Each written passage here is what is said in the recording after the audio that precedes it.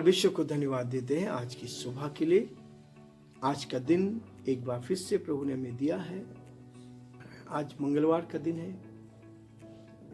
ये परमेश्वर की ओर से इस सप्ताह का दूसरा दिन प्रभु ने हमें दिया है ताकि हम प्रभु की महिमा करें। प्रियो, मैं आप सभी का स्वागत और वेलकम करता हूं आज के इस डिवोशन में। Living Christian movement fellowship ministry में आप सभी का स्वागत, वेलकम है।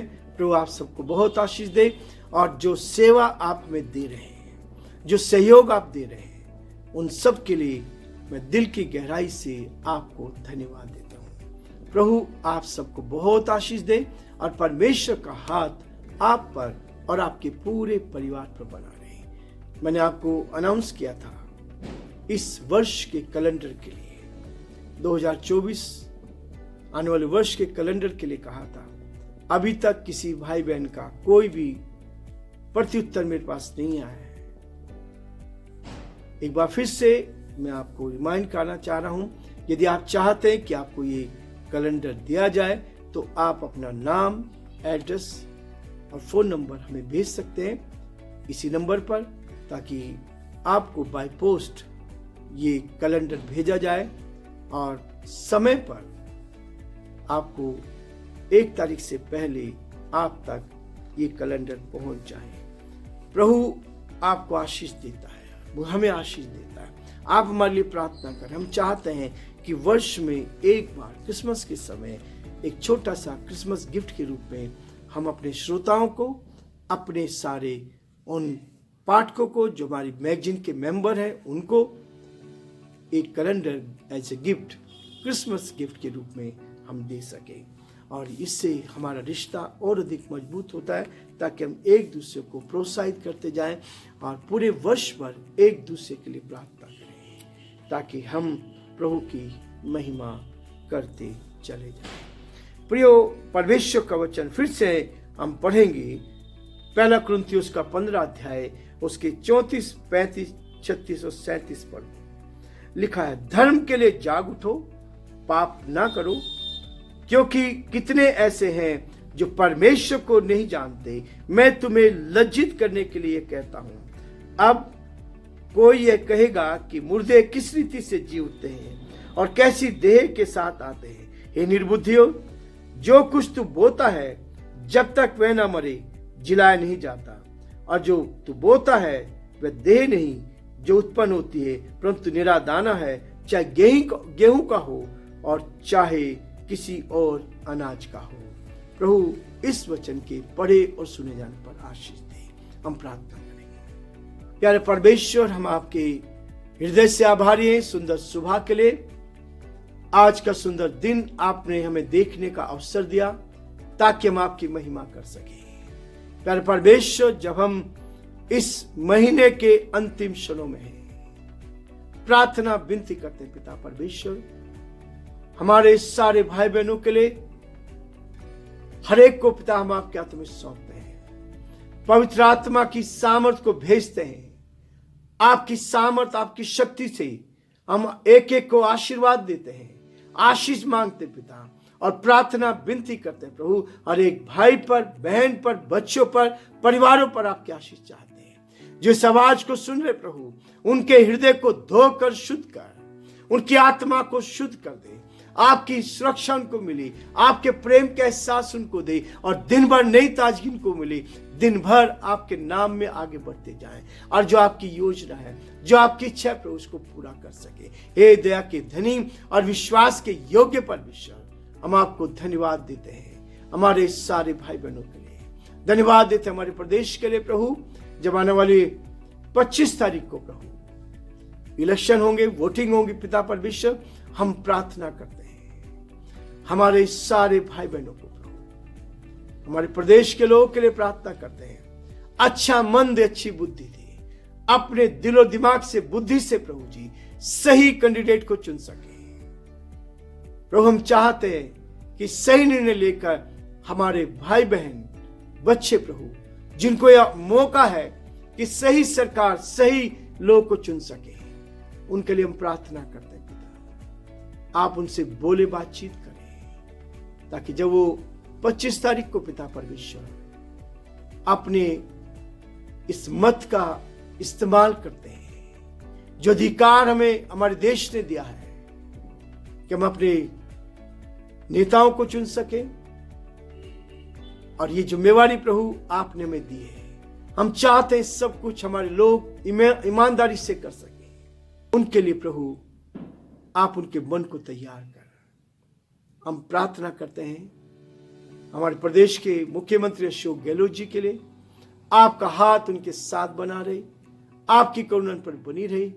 आपने जिम्मेवारी इनको दी है, हम इसके लिए भी आपको धन्यवाद, आपकी स्तुति करते हैं। और पिछले 5 वर्षों में प्रभु जी आपने उनको अपनी महिमा के लिए इस्तेमाल किया। कोरोना टाइम में प्रभु आपने उनको इस्तेमाल किया और बहुत ही सूझबूझ के साथ पिता परमेश्वर उन्होंने पूरे प्रदेश के लिए एक नमूने के रूप में अपने आप को रखा। हम आपको धन्यवाद देते हैं। हम प्रार्थना करते हैं पिता, जो भी उन्होंने योजनाएं बनाई है इस प्रदेश के लिए, उन योजनाओं को पूरा करने में आप मदद करें, ताकि सब बातों में आपका नाम ऊंचा किया जाए।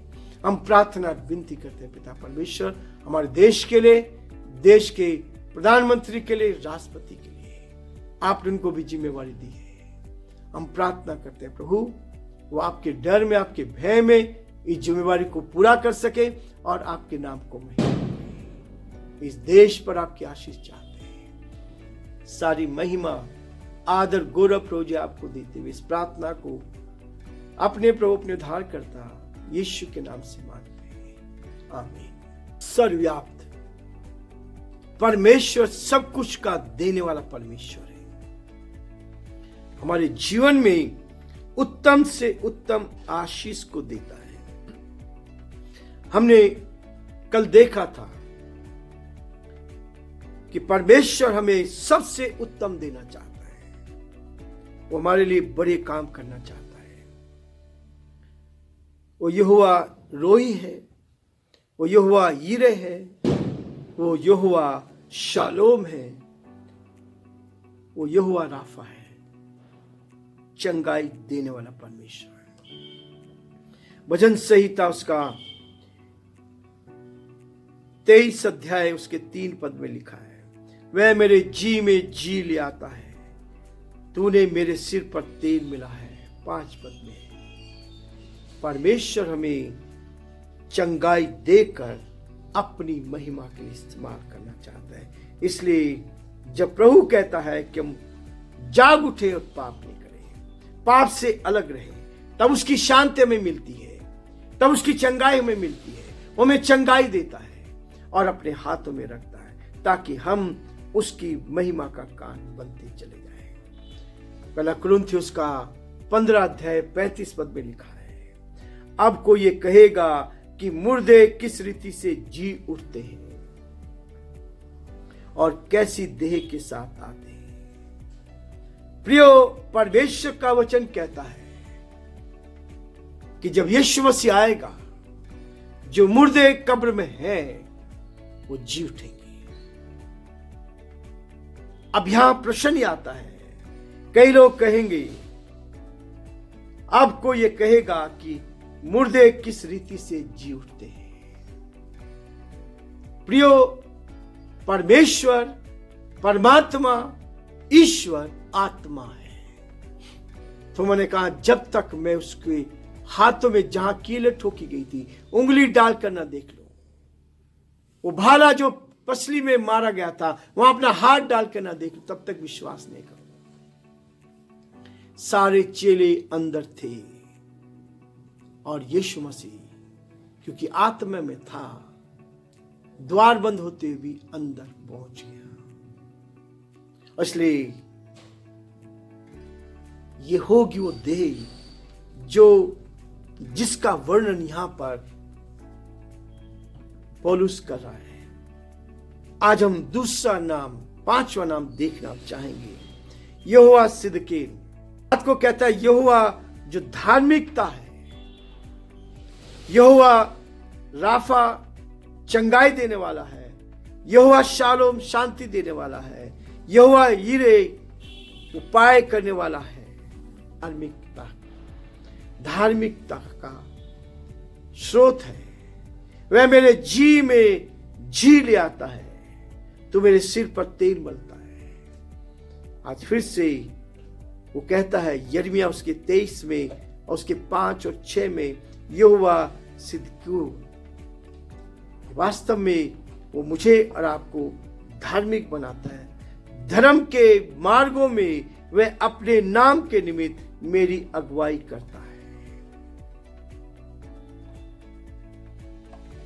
भजन संहिता 23 और उसके 3 पद में वो कहता है, धर्म के मार्गों में वह अपने नाम के निमित्त मेरी अगुवाई करता है। मैं इसलिए बार बार इस चीज को आप लोगों के सामने रख रहा हूं ताकि हम इन नामों को देखें। इन नामों में सामर्थ है। ये नाम जो है सामर्थशाली है। यहोवा रोही, यहोवा मेरा चरवाहा है, यहोवा यिरे, यहोवा उपाय करने वाला है, यहोवा शालोम, यहोवा शांति देने वाला है, यहोवा राफा, यहोवा चंगा करने वाला है, यहोवा सिद्कीन, वो वास्तव में धर्म के मार्गों में अपने नाम के निमित्त मेरी अगुवाई करता है। छठा जो नाम है यहोवा केमा देशम, यहोवा मेकादेशम, यहोवा जो पवित्र करता है।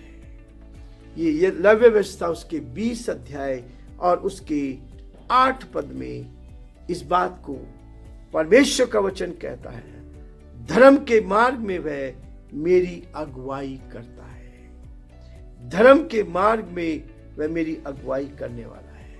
यहोवा अगुवाई करने वाला है। यहोवा हमारे जीवन को ऊंचाई पर ले जाने वाला है, चंगाई देने वाला है। और न केवल चंगाई देता है परंतु हमें शांति देकर अपनी महिमा के लिए, अपनी महिमा के लिए। इसलिए 34 पद के बाद जब इसको कहेंगे 35 में कैसी देह के साथ आएंगी। और यहां पर पौलुस ने इस बात को 36 पद में बताया है, ये निर्बुद्धि, जो कुछ तू बोता है जब तक वह ना मरे जिलाया नहीं जाता। यदि आप गेहूं का दाना बोते हैं वो पृथ्वी पे जाके मर जाता है और फिर उसमें से अंकुरित होता है नया पौधा। जो बीज हम लोग खेत में मिट्टी में बोते हैं, जैसे मिट्टी में बोते हैं उसको, वहां पर वो गलता है और उसमें से अंकुर निकलता है और नीचे जड़ निकलती है, जीवन आता है उसमें। जब हम पृथ्वी पर हैं, हमारी मृत्यु होती है, हम मिट्टी में दफनाए जाते हैं, ये शरीर गल जाता है। और जब शरीर गल जाता है तब परमेश्वर अपनी आत्मा में हमें अंकुरित करता है। हमें जब यीशु मसीह आएगा तो ये हमारी मृतक देह कब्रें खुल जाएगी, कब्रें खुल जाएगी। और जैसा यहां पर पौलुस कहता है, और जो तू बोता है वह देह नहीं जो उत्पन्न होने वाली है, परंतु निरा दाना है, चाहे गेहूं का हो और चाहे किसी और अनाज का है। कोई भी अनाज बोओगे वो मिट्टी के अंदर जाकर उसको क्या होना पड़ेगा, मरना पड़ेगा, फिर से अंकुरित होना पड़ेगा। इसलिए 8वां नाम जो परमेश्वर यहोवा का है, निर्गमन उसके 17 अध्याय उसके 14 से 16 पद में इस बात को हम देखते हैं। यहोवा जो जय देता है, यहोवा जो जय देता है, यहोवा निस्सी, यहोवा निस्सी जय देने वाला परमेश्वर है।